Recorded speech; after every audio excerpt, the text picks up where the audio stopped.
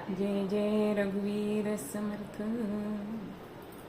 आज आपण जे प्रतीक पाहणार आहोत ते म्हणजे कलश. सुख, समृद्धी, वैभव यांचं प्रतीक मानला गेलेला हा कलश. कोणतेही मंगल कार्य असो किंवा गृहप्रवेश असो, आपण कलश ठेवतो. अगदी नवरात्र असू दे, सत्यनारायणाची पूजा असू दे, प्रथम कलशाची पूजा केली जाते. मग असं म्हटलं जातं की कलशाला का बरं महात्म्य आहे. तर कलशस्य मुखे विष्णू कंठे रुद्रसमाश्रिताः मूले तस्य स्थितो ब्रह्मा.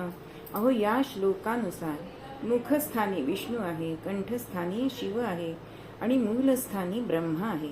अशा त्रिगुणात्मक शक्ती ह्या ब्रह्मरूपी कलशामध्ये असतात. तसेच 7 समुद्र, द्वीप, वसुंधरा, 4 वेद यांचं अस्तित्वही ह्याच्यामध्ये असतं. कलश हा साधारणपणे तांब्याचा असतो. आपण गुढीपाडव्याला सुद्धा त्या ध्वजदंडावरती आपण कलश उपडा टाकतो. का बरं?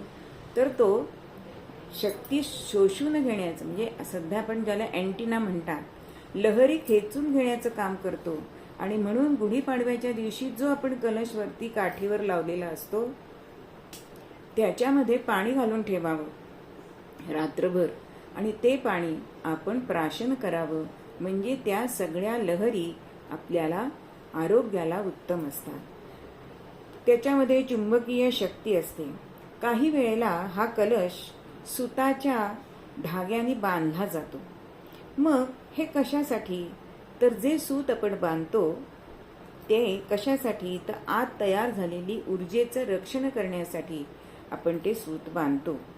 आणि शिवाय ह्या सृष्टीतील चेतना म्हणून आंब्याची पानं किंवा नागवेलीची पानं ह्या ठेवून नारळ हे पूर्ण फळ त्यावर ठेवतात आणि त्यामुळे सारी ऊर्जा त्या पूर्ण श्रीफळात साठवली जाते.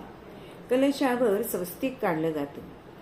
ते स्वस्तिक आपल्या जीवनातील प्रगतीच्या 4 दिशा आणि 4 अवस्था दाखवतं. याचा आकारही विशिष्ट प्रकारचा असतो.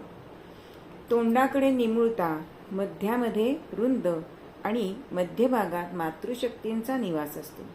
थोडक्यात काय, कलश म्हणजे ऊर्जा केंद्र आहे.